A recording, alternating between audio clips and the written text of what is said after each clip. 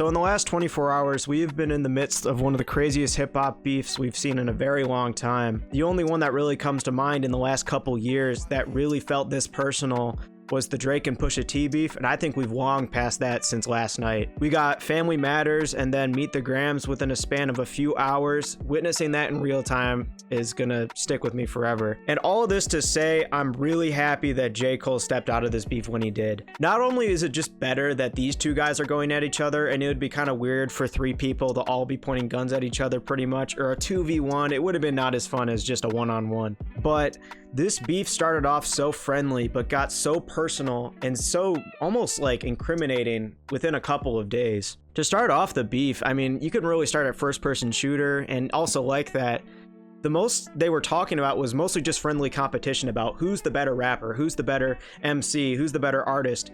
And that's really all it was at first. It was a pretty friendly competition. But since push-ups, Drake not only took shots at many different people, but was much more personal with his disses, bringing up Kendrick's family, etc. And then Kendrick responded with Euphoria, where he took shots at Drake's family, talked about how he wasn't a good father.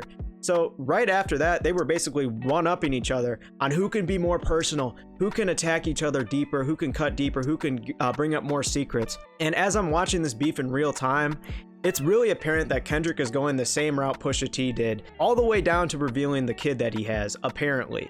And in hindsight, at the time, we were all kind of clowning J. Cole for dropping a diss and then the very next day going up on stage and basically apologizing and kissing Kendrick's boots. Maybe 10 years ago, when J. Cole was dropping songs like Fire Squad, he'd be more competitive and more up for this.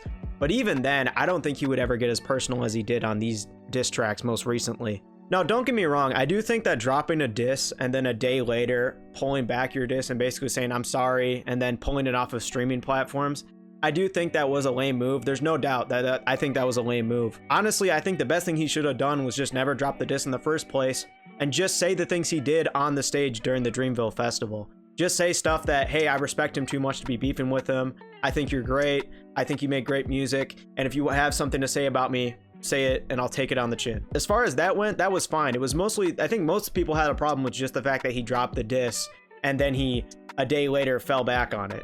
But the fact that these disses have gone to the point where they're trying to make accusations about each other, where Drake is being accused of having people in his circle that have done awful things I can't even say on video without getting it taken down. And also Kendrick is getting accused of doing things to his significant other, which are all alleged, by the way. I'm not trying to say any of these things are true.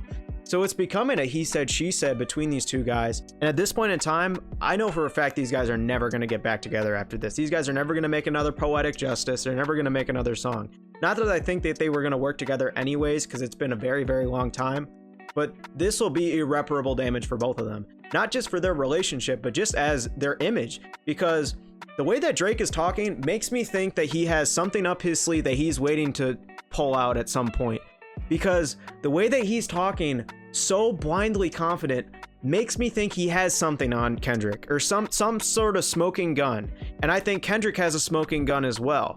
We've already heard them say some crazy stuff, and Kendrick even posted the screenshot for his album cover for Meet the Grams was a photo of Drake with all those drugs he said he wasn't taking. With that being said, I do think the biggest L in all of this is if these two guys end up ruining their reputation because one person has dirt on the other one and they just push it out towards the world. And at that point, if we know that Drake is doing the things that Kendrick is saying and Kendrick is doing the things that Drake is saying, it really hurts their image at the end of the day, and it's a lose-lose situation.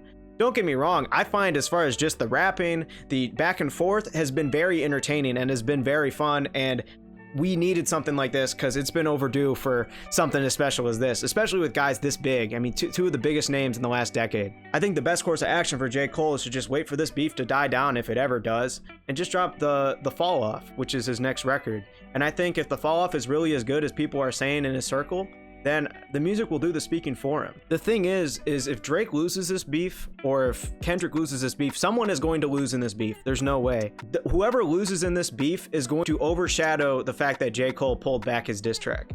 Which at this point, that diss track was child's play compared to what they're saying now. And the fact that he was referencing the Wesley Snipes meme, where the guy's pointing the gun during 7-minute drill, where in hindsight, he didn't really say anything that was really personal to Kendrick other than his height, and saying that his music is a little bit gassed and he's washed or something, like, oh, his best records are behind him and I'm entering my prime.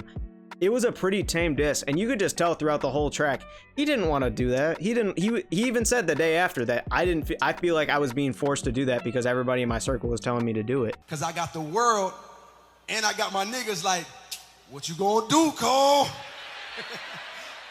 My niggas like, boy, I must have had 1,000 missed calls. Oh my fucking God. Text flooded, I couldn't even answer my shit. Nigga, it's wartime, boom, boom, boom, right? And the thing is it's only gonna get worse from here. And as much as I love to hear these diss records, I just hope that no one truly gets exposed for something that's irreparable on their image, or makes me look less of these people by hearing some awful things about them. And if you're just spreading rumors and lies, then it's just not good for anybody. But yeah, I've been a fan of all these guys for years, and I would have never imagined a timeline where these guys were going head to head like this. Within a week, this has gotten super messy. With that being said, I want you guys to tell me in the comment section below, who do you think is winning the beef right now? Who do you think is telling the truth? And who do you think is gonna come out on top? With that being said, there'll probably be some more things coming out soon.